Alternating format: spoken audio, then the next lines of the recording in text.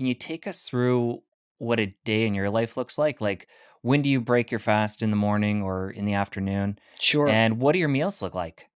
Yeah. Yeah. So if someone wanted to pattern their life after a kind of wrinkled, bald, freckled dude, then this would be how to do it.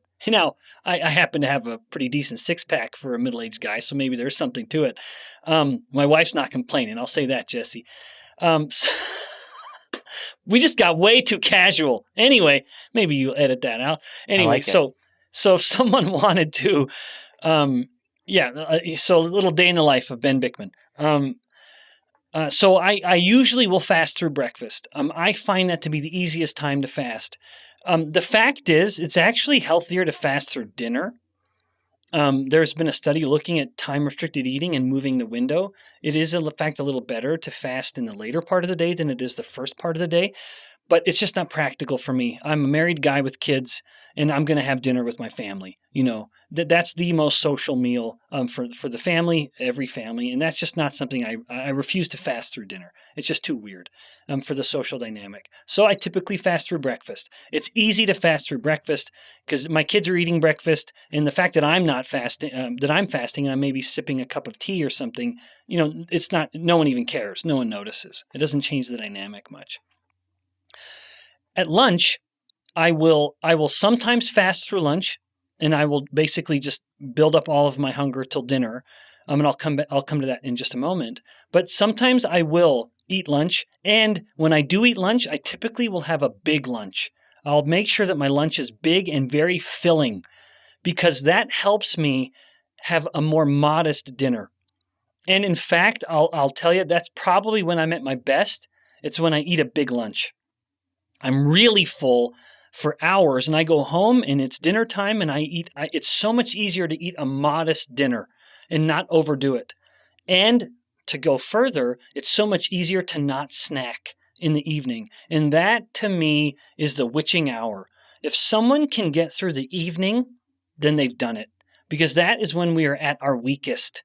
That is when the temptations are their greatest and we're kind of prowling around the house trying to find whatever kind of salty, crunchy carbohydrate snack we can find, or sweet and gooey carbohydrate snack we can find, or sweet and crunchy in the case of cereal, which is my absolute kryptonite. We don't keep cereal in the house, Jesse, because Daddy can't handle it. We don't. So we just don't have cereal for breakfast. We have homemade breakfast, and I make them every morning for the kids.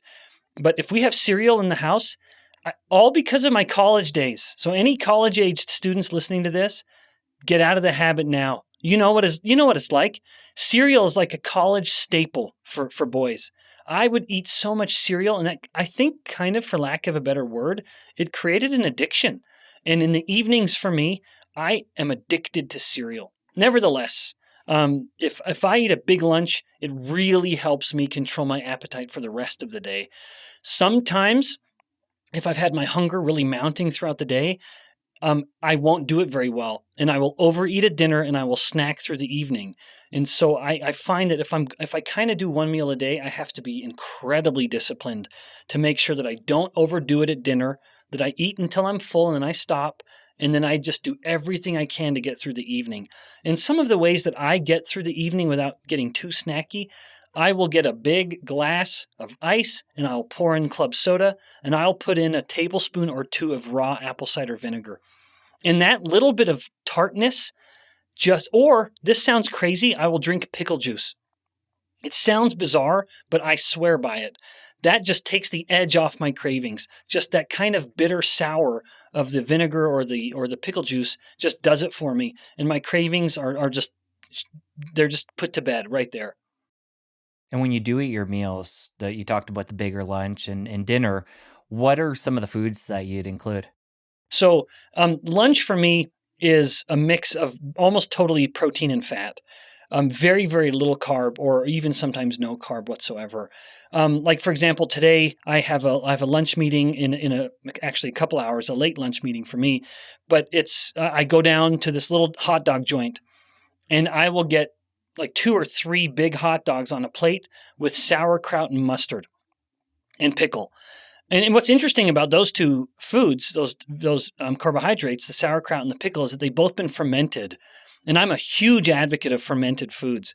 The magic of fermentation is that the bacteria take the glucose and they eat the glucose. So by the time we're putting it in our mouth, there's much less glucose than there would have been before.